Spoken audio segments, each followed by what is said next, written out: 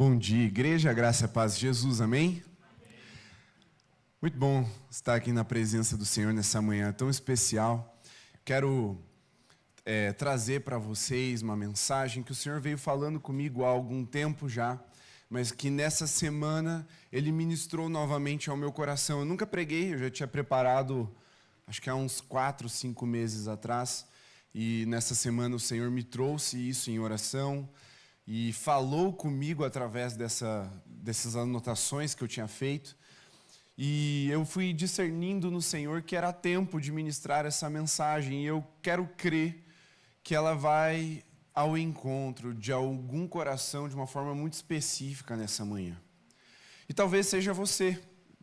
Eu quero te convidar a orar mais uma vez comigo. Você deve estar pensando, nossa, mas a gente ora muito no culto. Eu falei, irmão, você não sabe do que vem pela frente. A gente ora muito mesmo, mas a gente vai orar mais.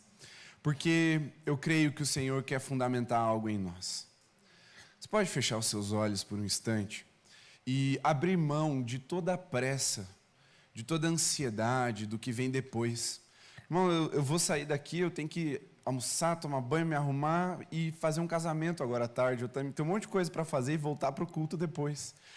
Mas, junto comigo, eu quero que você ore falando, Senhor, eu estou aqui por inteiro agora. Eu sei que tem almoço, tem um feijão para esquentar, eu sei que eu tenho coisa para fazer depois, ou vou encontrar com alguém, mas, Senhor, eu quero estar aqui por inteiro, porque se o Senhor fala, eu quero te ouvir. Pai, essa é a nossa oração, nós queremos te ouvir. Se o Senhor fala num lugar, nós queremos ser aqueles que são sensíveis para ouvir a tua voz. Não queremos sair indiferentes de ambientes em que o Senhor se manifesta, de ambientes em que o Senhor é adorado, de ambientes em que o Senhor é colocado no lugar de exaltação, porque os nossos olhos voltados para o Senhor produzem em nós verdadeira adoração, verdadeiro quebrantamento e também verdadeira expectativa, Senhor. Então eu peço, fala com cada um de nós aqui nessa manhã, através da tua mensagem, da tua palavra, Senhor, que é viva e eficaz, que vai a lugares de discernimento. Pai, eu quero, em nome de Jesus, pedir que o Senhor toque nas mentes, quebrando toda a resistência e tudo aquilo que nos pensamentos possa atrapalhar ou até mesmo ocultar a tua intenção através dessa mensagem na vida de cada um dos meus irmãos aqui e também daqueles que estão nos ouvindo, seja agora de casa, no ao vivo, seja aqueles que estarão ouvindo essa mensagem depois. Eu peço, Senhor, sopra o Espírito Consolador em nome de Jesus. Amém, Senhor. Amém? Eu quero ler, Pastor Mateus, por favor, me dá o meu celular, que eu quero ler um texto que eu separei primeiro no celular, para a gente começar. A mensagem de hoje é o consolo de Deus nos 3 tempos. E antes de eu entrar nos textos para falar sobre o consolo de Deus, eu quero trazer uma passagem bíblica em que Jesus levanta um de seus discípulos. Abra sua Bíblia em Mateus capítulo 14, verso 22. A minha versão é NAA. Você pode acompanhar pelo telão, pela sua versão, pela sua Bíblia, ou ouvindo. Está escrito assim: logo a seguir, Jesus fez com que os discípulos entrassem no barco e fossem adiante dele para o outro lado, enquanto ele despedia as multidões. E tendo despedido as multidões, ele subiu ao monte, a fim de orar sozinho. Ao cair da tarde, lá estava ele, só. Entretanto, o barco já estava longe, a uma boa distância da terra, açoitado pelas ondas, porque o vento era contrário. De madrugada, Jesus foi até onde eles estavam, andando sobre o mar. Os discípulos, porém, vendo-o andar sobre o mar, ficaram apavorados e disseram: é um fantasma. E tomados de medo, gritaram. Mas Jesus imediatamente lhes disse: coragem, sou eu, não tenham medo. Então Pedro disse: se é o Senhor mesmo, mande que eu vá até aí andando sobre as águas. Jesus disse: vem.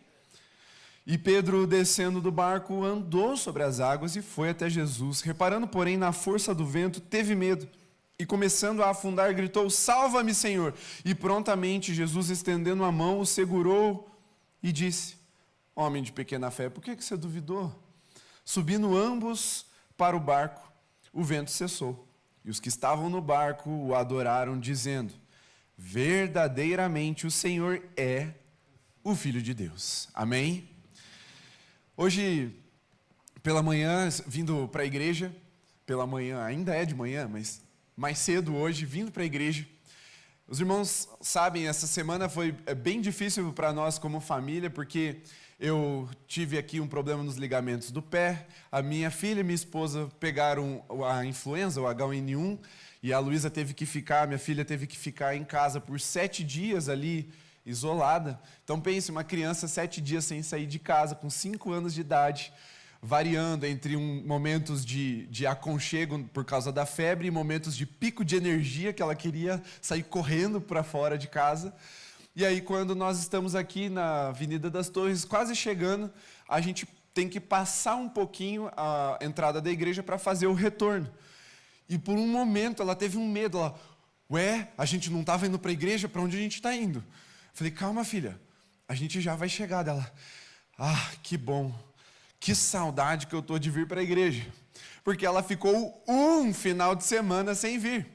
Ela foi diagnosticada sexta-feira passada, e aí passou a semana toda ali, quinta-feira passada, e aí ela passou a semana toda isolada. Então ela ficou o final de semana passado sem vir. E aí chegando aqui, ela desceu já assim como quem estava pronta para explorar. E ela falou, papai, posso ir por aqui porque eu quero ver como é que tá. E ela entrou ali pelo salão e foi explorar, viu o piso novo e elogiou. E falou, uau, olha só, mexeram na escada, mexeram no piso. Aí ela olhou e falou assim, nossa, mas está meio suja aqui essa parede. Eu falei, filha, ainda não terminaram de fazer... como é que chama? Acabamento, né? A parte final, ainda está terminando, mas calma lá, vai ficar bonita. Ela subiu pelas escadas, eu falei, calma filha, que eu estou um pouco mais devagar do que o comum. Aí subi na minha velocidade atrás dela. Quando ela chega aqui, ela olha essa porta, olha essa outra porta, e ela vai atrás da outra porta, e desce no Flechas, e empolgada, e aí ela vem aqui comigo, senta do meu lado, eu estava organizando minhas coisas aqui, e ela fala, pai, só falta eu ir no jardim agora. E se você não conhece, vocês que nos visitam, antes de ir embora, se não estiver chovendo, por favor, conheçam o nosso jardim de oração. O pastor Calixto vai levar vocês lá, tá bom? Para conhecer o nosso jardim de oração ali. E ela falou, só falta eu ir lá no jardim. E eu falei, tá bom filha, vamos lá. Aí eu falei, vai lá. Ela, não pai, eu tenho medo. Eu falei, mas do que você tem medo, filha? Dela, porque uma vez eu fui lá, e eu enrosquei nos espinhos verdes que tem ali de uma planta. E se eles estiverem lá, pode ser que prenda em mim e eu não vou saber o que fazer. Falei, então, filha, vamos lá, eu vou com você. E eu olhei no olho dela e falei assim, não precisa ter medo. E a gente ri desse tipo de conselho. Até estava falando com a minha irmã agora mais cedo. Eu falei, Gene, você já reparou que a gente dá risada, mas esse é o tipo de conselho que Jesus e o Senhor nos dá na palavra o tempo todo. Você fala, Deus, eu estou com medo, e Deus fala, não tenha medo. Você fala, uau, não pensei nisso, né, Deus? Quem aqui já recebeu esse tipo de conselho? Você fala, como é que você fala assim, estou ansioso, a pessoa olha para você e fala, não fica ansioso, e você fala, uau, se eu tivesse pensado nisso antes, né? Como se fosse simples. A diferença é que quando alguém nos fala isso, é alguém simplesmente nos aconselhando, mas quando uma palavra sai da boca do nosso Deus, ela é poderosa para trazer sustentação para nós em todo o nosso medo e diante de todos os nossos desafios. Essa é a grande diferença, meu irmão. A gente precisa voltar um pouquinho até o Gênesis e lembrar que por meio da sua palavra, todas as coisas foram feitas. E aquele que com a sua voz pode criar tudo a partir do nada. Quando ele olha para nós e diz, ainda que pareça um conselho meio bobo, não tenha medo, não é só um conselho, porque agora eu que me vire com essa sabedoria. Não, é o próprio Deus criando em nós sustento para vencermos o nosso medo. O mesmo Deus que criou os céus e a terra com a sua palavra, quando ele diz para a gente andar sobre as águas, a palavra dele é tão forte que um discípulo sai do barco e começa a andar sobre as palavras de Jesus, mesmo que eu e você e eles também sabiam que andar sobre as águas não é algo que a gente faz assim, né? A gente só tem 3 pessoas que andaram sobre as águas: Jesus, Pedro e o Dorgival, que é aquele peão que saiu correndo de um boi. Não sei se já viram essa foto, esse meme. Ele vai com tanta velocidade que ele parece que está andando sobre as águas. Ele vai longe assim no lago, mas depois ele afunda igual Pedro. Mas o meme, a brincadeira é só o Dorgival tem a foto, né? Mas assim, não é algo que você vê todo dia. Andar sobre as águas é um milagre, é algo sobrenatural. E ainda que parecesse estranho, quando Jesus fala vem, essa palavra de Jesus, ela é poderosa para sustentar Pedro sobre as águas. Irmão, quando Deus olha para nós e nos diz não tenha medo, Ele está trazendo não só um conselho, mas criando uma nova realidade em nós mesmos para que enfrentemos o nosso medo. Então, quando nós somos consolados por Deus, e esse consolo ele se manifesta de 3 formas, ou melhor, em 3 tempos, que é de forma antecipada, é quando Deus te alerta, vai ter coisa na frente, e Ele com palavras já vai trazendo essa substância para a nossa fé, essa sustentação para o nosso ser, de forma antecipada, para que a gente não seja pego desavisado. Ele faz isso de forma enquanto nós estamos vivendo a nossa dor, enquanto estamos diante dos nossos desafios e muitas vezes dos nossos inimigos, Deus nos sustenta com a sua palavra de consolo durante, mas Ele também faz isso de forma, no tempo posterior à nossa experiência. Porque o que acontece muitas vezes é que quando passamos por situações de medo, nós não sabemos elaborar muito bem o que aquilo causou em nós, e é gerado em nós, então, aquilo que consideramos um trauma. Quem aqui já viveu algum trauma na sua vida, de fato, assim? Ok? Eu lembro que quando eu tive uma experiência, e eu vou contar brevemente. Eu tive a experiência uma vez de levar um soco na minha boca enquanto eu estava no culto, de olhos fechados, adorando. E foi um nocaute, foi bem violento. Eu fiquei com um beiço desse tamanho, assim, parecia aquele bichinho que tem, assim, para tatear, sabe, que ele não tem olho direito, é cego. Eu esqueci o nome daquele bichinho. Não, esse é o peixe, mas ele é um mamífero que fica cavando na terra. Topeira. Eu parecia uma topeira com um beiço desse tamanho, assim. E eu levei um soco e foi num contexto assim em que eu estava de olhos fechados, de queixo erguido, vulnerável. E levei um soco bem aqui na boca, no queixo. E por alguns meses, toda vez que eu ia para o culto, eu fechava os olhos e levantava a cabeça, aquela posição gerava medo em mim. A minha cabeça começava a maquinar, acelerar algumas coisas, e eu ficava com receio de levar outro soco. Ou levar, né, qualquer pancada, não precisa ser um soco, mas o trauma, ele vai alimentando o nosso medo. Só que, com a graça de Deus, eu fui orando e permaneci, falei, eu não vou deixar me intimidar, e eu fazia de propósito. Todo lugar que eu ia adorar, eu já chegava e fazia assim: Senhor, na tua presença eu estou vulnerável. Só que impede alguém de me bater, por favor. E aí, por alguns meses, eu fui vencendo aquele trauma, porque ele alimenta o nosso medo. Mas o consolo do Senhor, quando Ele age depois da nossa experiência, Ele também é poderoso para tirar toda a força do nosso trauma e fazer com que ele seja apenas uma cicatriz, uma memória na nossa história. Porque quando Deus fala, meu irmão, é isso que Ele faz: Ele sustenta, Ele preserva, Ele nos ajuda. O consolo de Deus é muito mais do que um conselho de sabedoria. E eu quero entrar nesses 3 tempos nessa mensagem. Porque talvez Deus esteja hoje, meu irmão, preste bem atenção, eu acho que esse é o grupo que mais precisa ouvir. Talvez Deus esteja hoje te preparando para algo, e eu entendi no Senhor essa missão de te preparar, ou me preparar, ou nos prepararmos como igreja para alguma coisa. Porque Deus nos sustenta, ou melhor, nos consola em seu sustento de forma antecipada. Abra comigo a Bíblia no Evangelho de João, capítulo 33, no capítulo 16, verso 33. Olha só o que Jesus fala para os seus discípulos nesse verso. Falei essas coisas para que em mim vocês tenham paz.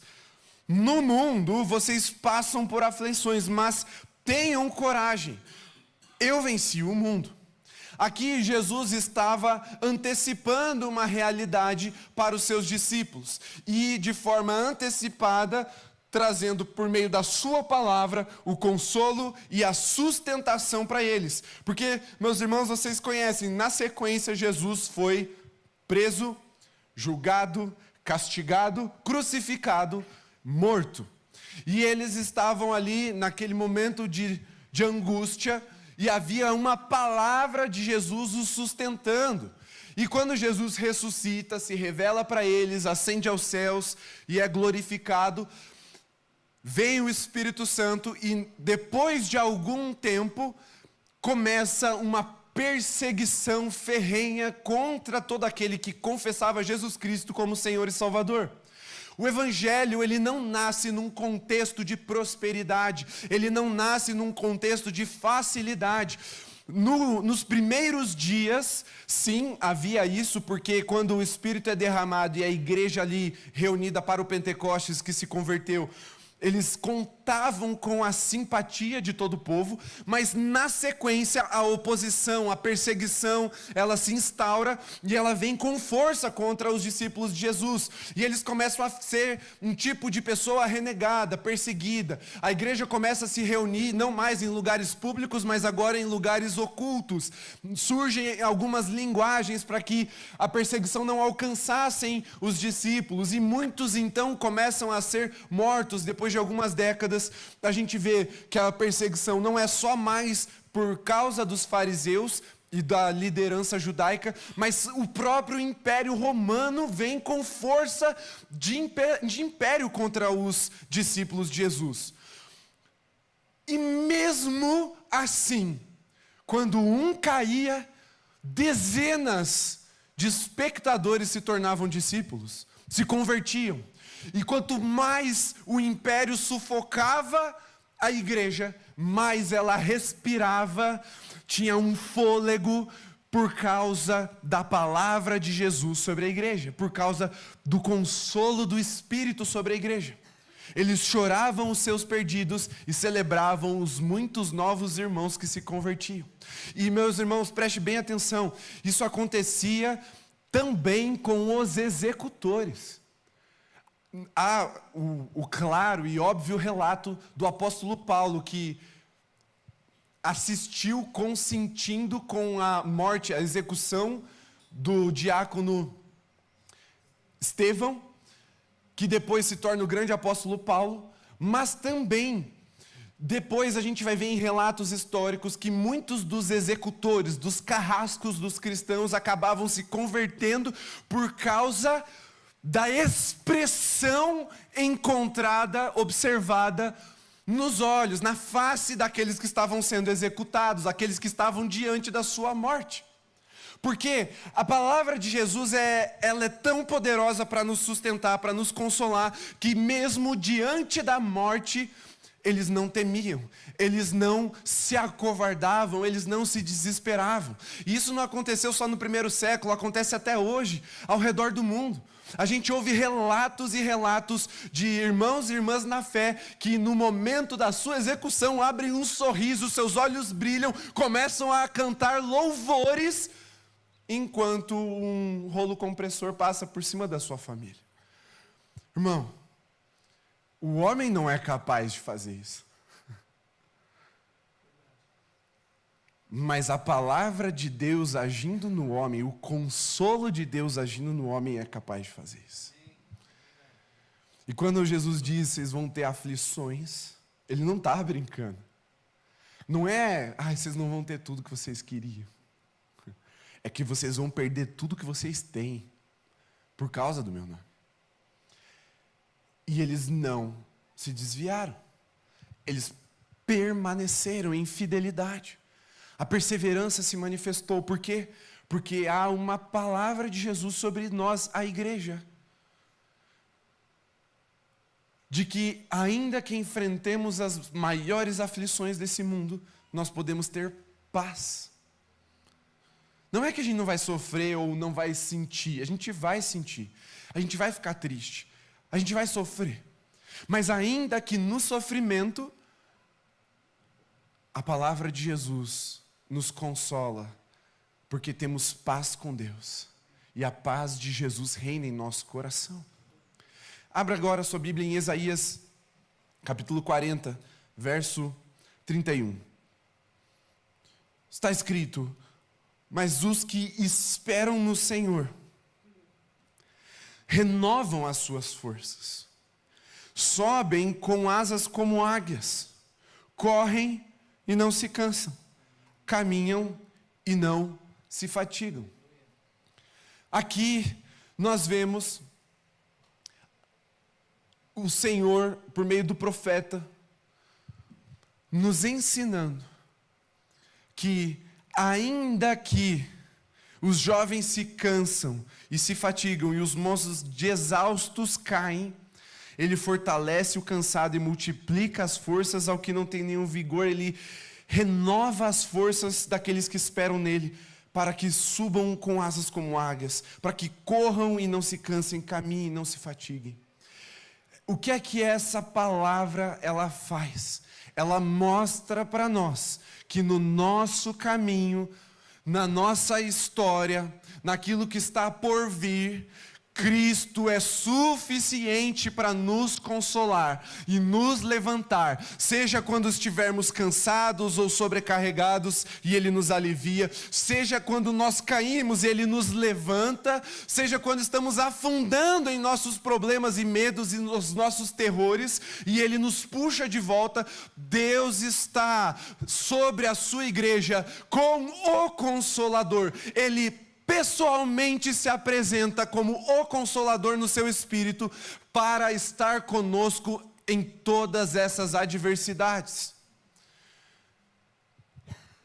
É Ele quem levanta o caído.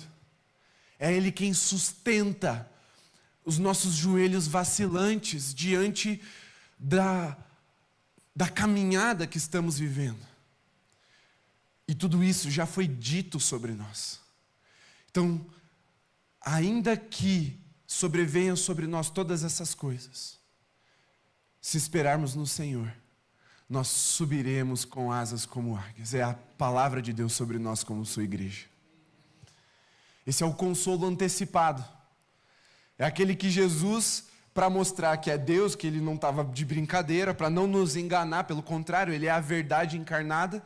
Ele fala, vai ter, mas quando tiver, permanece, persevera, espera no Senhor, porque a promessa é que vocês vão ter paz, e eu vou sustentar vocês em todas essas crises e adversidades. Eu vou sustentá-los no dia da dor, eu vou sustentá-los no dia da enfermidade, eu vou sustentá-los no dia da pobreza, eu vou sustentá-los no dia do desespero, no dia da sua morte. Não temas, não temas, porque o Senhor é conosco. Essa é a palavra dele, Ele não mente. E a presença dele é o nosso consolo.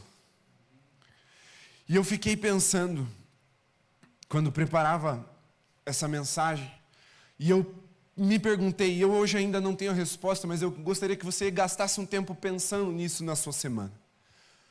Por que é que Jesus chama o Espírito Santo de o Consolador? Ele podia chamar de tantas coisas, não é verdade? O Espírito do poder, o Espírito da força, o Espírito da vida. Ele poderia chamar de Espírito Criador, mas ele chama de o Consolador, o outro Consolador. E eu não tenho convicção do que eu vou dizer agora, então você pode discordar de mim, não tem problema.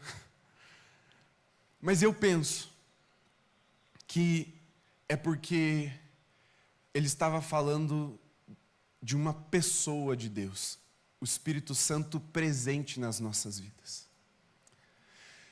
O contexto em que ele apresenta o Espírito Santo dessa forma é ele falando para os discípulos que ele iria embora, mas que era melhor que ele fosse, porque seria enviado dos céus o outro Consolador. E aí a gente entende aquela poderosa expressão, Cristo em nós, a esperança da glória. Porque Ele está em nós, nós não precisamos temer. Então, meu irmão, desculpe a sabedoria rasa. Se você está com medo, a palavra para você é: não temas o que está por vir. Cristo estará com você todos os dias da sua vida. Só que tem um segundo tempo. Aliás, e antes disso, eu quero que você aprenda a orar por 5 coisas aqui.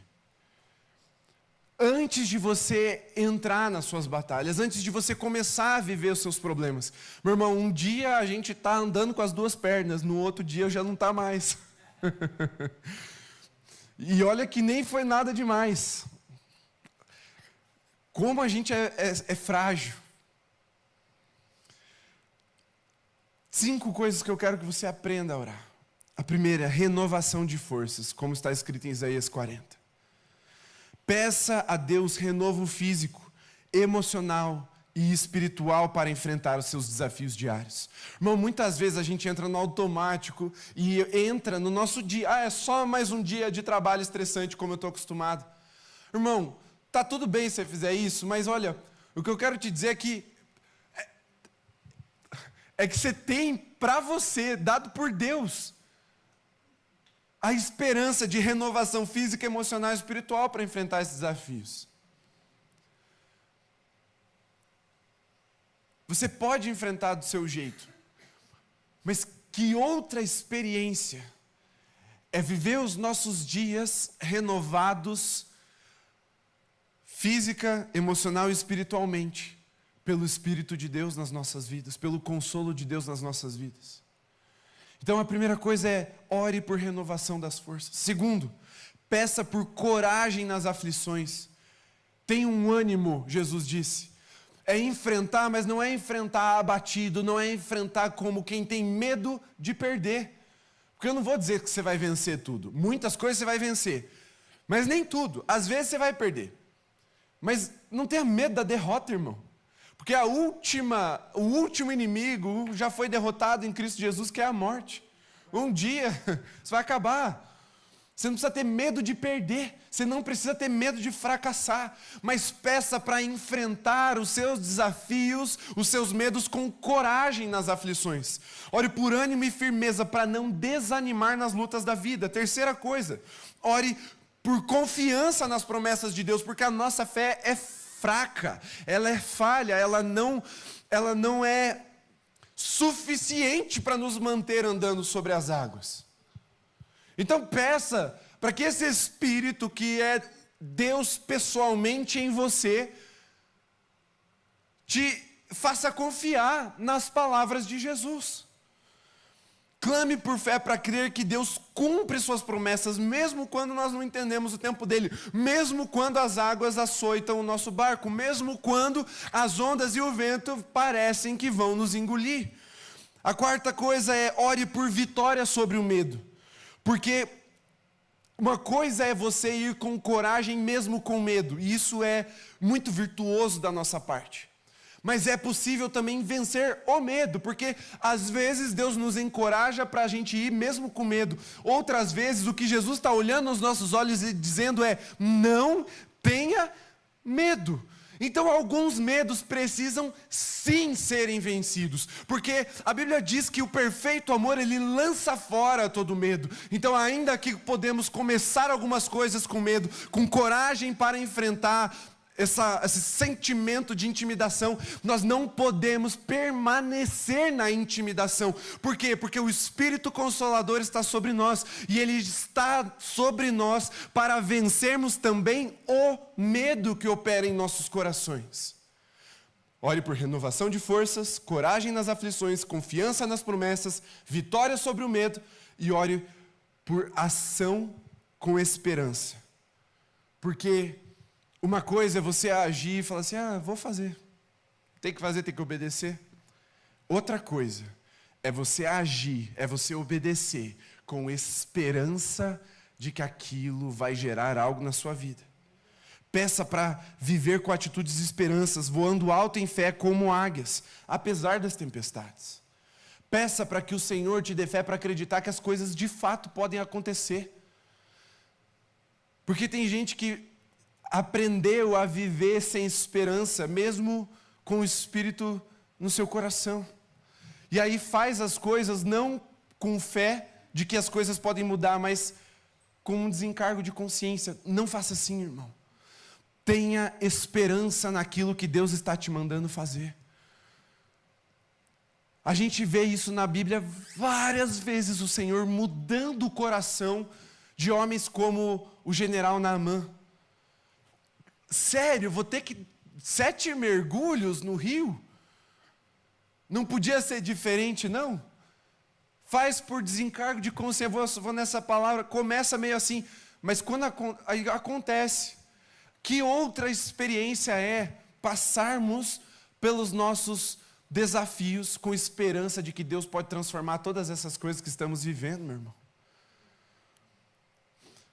Ore por ação com esperança.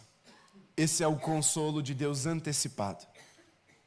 E para a gente encerrar, eu quero falar sobre o consolo de Deus durante e após. Porque Josué 1:9 está escrito: não foi isso que eu ordenei? Seja forte e corajoso. Não tenha medo, nem fique assustado, porque o Senhor, seu Deus, estará com você por onde quer que você andar. Desde que a Lulu, minha filha, começou a falar, nós temos como se fosse um ritual de encorajamento com ela. Forte e corajosa. A gente repete e repete muito isso para ela. Quando ela está com medo, eu olho para ela e falo, filha, você é o quê? Aí ela, forte e corajosa, papai. Ela faz assim com o braço. Ela sabe que eu estou ali para olhar e ajudar ela a vencer o medo. Mas e quando minhas palavras não são suficientes? Eu falo, filha, o papai vai com você. Aí eu fui com ela no jardim. Aí eu subo as escadas escuras com ela. Aí eu ajudo ela a ir no toboágua que ela está com vontade, mas medo de ter a experiência. Deus está conosco nessas lutas. Ele está enfrentando os nossos inimigos. Ele está guiando a pedra da nossa funda. Ele está nos sustentando e nos fazendo prosseguir, perseverar. Esse texto mostra que mesmo diante dos desafios, Deus nos chama à coragem porque a sua presença ela é constante. Nós somos inconstantes, nós somos fracos, nós somos falhos, nós pecamos. E muitas vezes o nosso medo, ele se dá por causa da intimidação provocada pelo nosso pecado. Satanás encontra no nosso pecado uma brecha para nos intimidar. Irmão, talvez você chegou aqui hoje com essa intimidação no seu coração. Você pecou feio. E aí você está intimidado, porque Satanás está aí também. Chega lá na tua casa, depois peca tudo. O que adianta vir na igreja? O que adianta vir no culto? Levanta a mão, mas durante a semana você estava lá, pecando.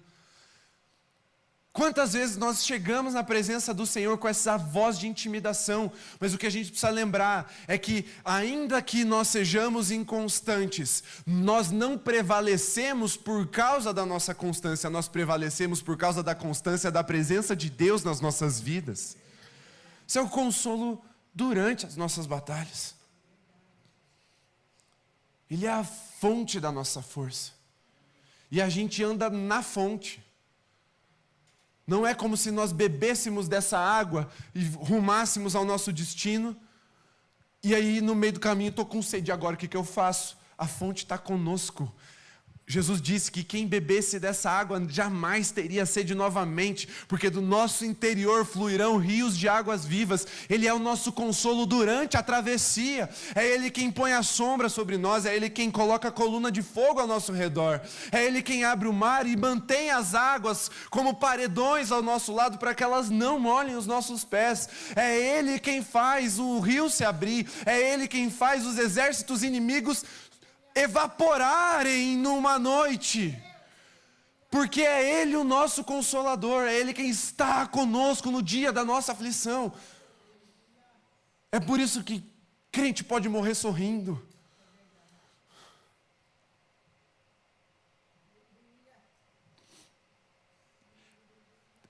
É por isso que crente pode rir diante da dor, e ainda que chore, com a certeza de que no futuro, após a nossa experiência, seja essa experiência uma vida marcada por traumas, dores, perseguições, um dia, Jesus falou em Apocalipse capítulo 21,